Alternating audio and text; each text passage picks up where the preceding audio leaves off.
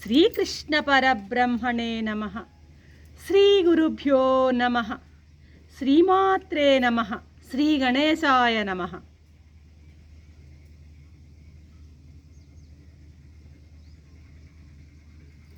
ప్రియాత్మ బంధువులారా, నిత్య జీవితంలో భగవద్గీత 332వ భాగము 14వ అధ్యాయం గుణత్రయ విభాగ యోగం. కృష్ణ పరమాత్మ 13వ అధ్యాయంలో 18వ శ్లోకం అనుకుంటాను, 18వ శ్లోకంలో ప్రకృతిం పురుషం చైవ అంటారనమాట. అంటే ఆ ప్రకృతిం పురుషం చైవ అంటూ ఆది దంపతులైనటువంటి ప్రకృతి పురుషుల యొక్క ప్రశంస చెప్పారు. ఈ అధ్యాయంలో ఆ ప్రకృతి పురుషుల యొక్క సంతానమైనటువంటి గుణాలను, గుణ కార్యాలను ముచ్చటిస్తూ ఉన్నాడు భగవంతుడు. ప్రకృతి పురుషులు అక్కడ చెప్పాడు, వాళ్ళ ఆయన సంతానమైనటువంటి గుణాల గురించి ఈ అధ్యాయంలో చెప్తున్నాడు. నిన్న మొన్న ఒక 3 ఎపిసోడ్లు వచ్చి అవాంతరంగా మనం సత్వ రజస్ తమో గుణాల నుంచి కొంచెం డీటెయిల్గా చెప్పుకోవడం జరిగింది. ఈరోజు ఈ 14వ అధ్యాయంలో 9వ శ్లోకాన్ని గురించి మనం చెప్పుకుంటున్నాం అన్నమాట. అర్థమైందా? సరే, ఇక ఈ అధ్యాయంలో గుణాల పుట్టుపూర్వోత్తరాలు, వాటి లక్షణాలు, విలక్షణాలు, వాటి కర్మలు, వాటి ధర్మాలు, ఆ గుణాలు జీవుని ఏ విధంగా బంధిస్తున్నాయో ఆ విషయాన్ని వివరంగా చెప్పబోతున్నాడు ఈ అధ్యాయంలో. ఇప్పుడు ఈయన గుణగానాన్నే 9వ శ్లోకంలో ఎలా చేస్తున్నాడో చూద్దాం. ఏమంటున్నాడు 9వ శ్లోకంలో? సత్వం సుఖే సంజయతి రజః కర్మాణి భారత జ్ఞానమావృత్యతు తమః ప్రమాదే సందేయచ్యుతః అంటున్నాడు.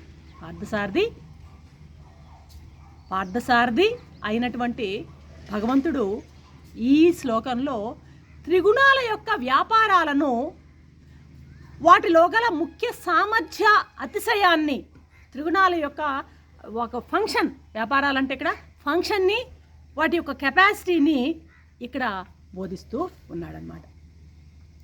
6, 7, 8 శ్లోకాల్లో చెప్పిన దాన్ని 3 కలిపి సంక్షిప్తంగా 9వ శ్లోకంలో చెప్తున్నాడు. అర్థమైందా? ఏంటిది మళ్ళీ మళ్ళీ గుణాలు గుణాలు గుణాలు ఎందుకు ఈ ఎపిసోడ్లో ఇన్ని జరుగుతున్నాయంటే, ఆ త్రిగుణాలే జీవుని బంధిస్తున్నాయి. జీవుడు సంసారంలో బంధింపబడ్డానికి కారణం కేవలం త్రిగుణాలే. కాబట్టి ఈ త్రిగుణాలే నిజమైనటువంటి శత్రువులు జీవునికి.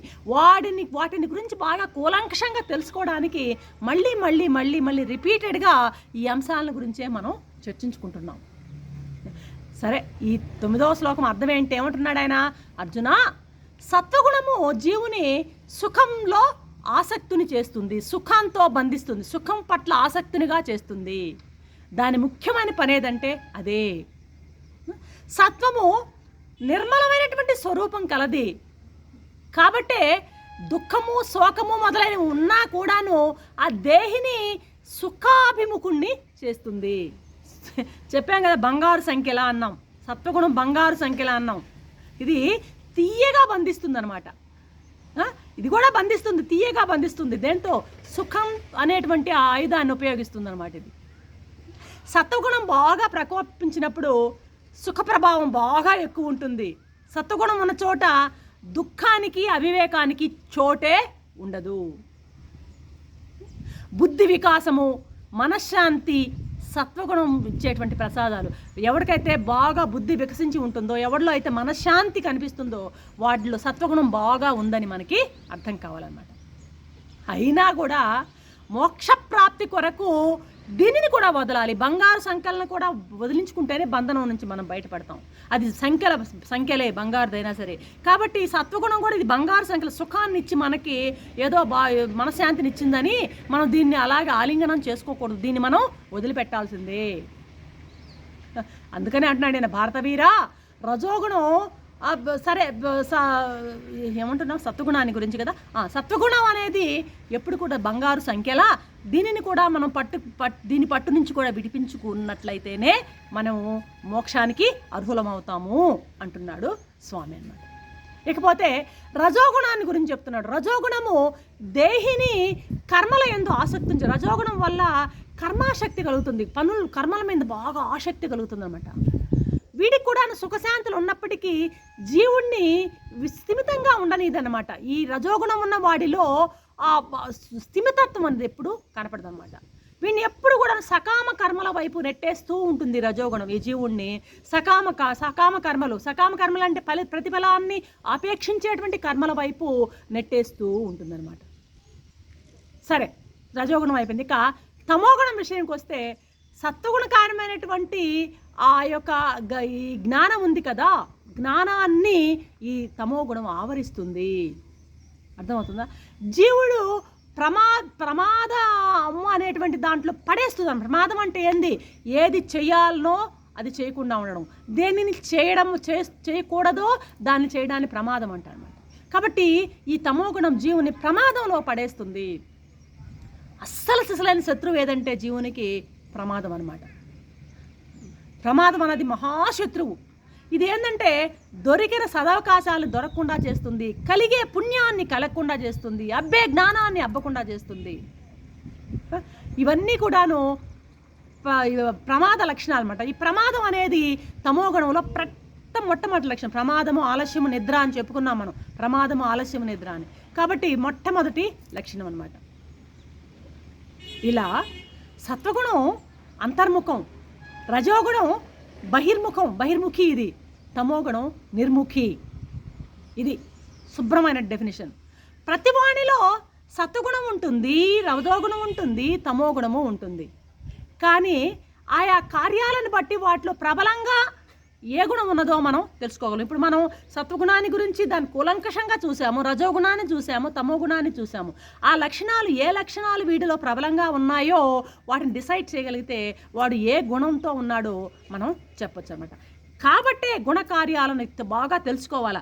ఈ రజోగుణ లక్షణాలు ఏంటి, సత్వగుణ లక్షణాలు ఏంటి, తమోగుణ లక్షణాలు కూలంకషంగా అర్థమైనప్పుడు మనం ఈ జీవుడు ఏ రకమైనటువంటి వ్యక్తి అని తెలుసుకోవడానికి ఎవరో అవసరం లేదు, మనని మనమే తెలుసుకోవడానికి, మనని మనమే ఉద్ధరించుకోవడానికి ఉపయోగపడుతుంది అన్నమాట. ఇప్పుడు ఎందుకని ఆత్మ అసంగ స్వరూపం అయినా కూడా ఈ సత్వగుణ ధర్మాన్ని తనపై ఆరోపించుకుని నేను సుఖిని, నేను జ్ఞానిని, నేను వేదాంతిని, నేను భక్తుణ్ణి అని ఆ రకమైనటువంటి అహంకారంలో భావిస్తూ ఉంటాడనమాట. ఇది సత్వగుణంతో సంఘం చెందడం అంటేది. నేను జ్ఞాని, నేను భక్తుడిని, అతనికంటే నాలో విలక్షణమైన ఉంది, నేను చాలా విలక్షణుడిని అని ఈ భావాలన్నీ కూడాను సత్వగుణం చేసేటువంటి సంఖ్యలు అన్నమాట. అర్థమైందా? సుఖము నాకు దృశ్యము, దృక్కు నేను, లోపల ఆత్మ ఉన్న దృక్కు నేను. సుఖం అనేది నాకు దృశ్యం. సుఖమైన మనం అనుకున్నాం కదా, దృశ్యం అనేది ఆ ఇంద్రియాలకి విషయాలు దృశ్యాలు, ఆ ఇంద్రియాలు మనస్సుకి దృశ్యాలు, మనస్సు ఆత్మకి దృశ్యము. ఆత్మకి ఎవరు ద్రష్ట, ఫైనల్ ద్రష్ట, అతని వెనక ఎవరు ద్రష్ట అనేవాడు లేడు అని మనం ఇంతకుముందు కూడా చెప్పుకున్నాం అనమాట. మరి ఇలా ఉండగా మనం సుఖము నాకు దృశ్యము, దృక్కునైనటువంటి నేను దానికంటే వేరు అనేటువంటి ఆ వివేచన లేకుండా ఆత్మ అయినటువంటి తనను అనాత్మ అయినటువంటి ప్రకృతికి కలగాపులం చేసేసుకుని నేను సుఖిని, నేను దుఃఖిని అంటూ బంధానికి గురవుతున్నాడే. ఈ బంధం నుంచి సత్వగుణ సంఖ్యల నుంచి కూడా మానవుడు విడిపడాలా. దీన్ని వేరు చేసుకునేటందుకు అంత సులభం కాదయ్యా ఇది వేరు చేసుకోవడం. ఇది చాలా నైరంతర్యం అంటారు, దీర్ఘకాలికం, నిరంతరం అభ్యాసం చేస్తూ ఉంటేనే ఇది ఒకప్పటికి ఇది మనకి అవగతం అవుతుందన్నమాట. అరవిందుడు తన వ్యాఖ్యానంలో అంటాడు, సత్వగుణంతో కలిగేటువంటి జ్ఞానం మానసిక సంబంధమైంది, ఇది ఖండమైనది, స్థాయి లేనిది అంటాడనమాట. అలాగే సాత్విక సుఖం కూడా అంతే. వీటిలో సాత్విక సుఖంలో ఒక నిమగ్నమైనటువంటి జీవుడు ముందుకి సాగిపోలేడు. ఆత్మ సంబంధమైనటువంటి పూర్ణ సుఖాన్ని వీడు పొందలేడు. వీడు ఆ రకమైనటువంటి పూర్ణమైనటువంటి సుఖానికి వీడు దూరం అవుతాడనమాట. ఇది ఈ 9వ శ్లోకంలో స్వామి చెప్తున్నటువంటి విషయం. రేపటి ఎపిసోడ్లో 10వ శ్లోకంతో మీ ముందుంటాను. అంతవరకు సెలవు. సర్వం శ్రీకృష్ణ చరణ అరవింద అర్పణం. ఓం శాంతి శాంతి.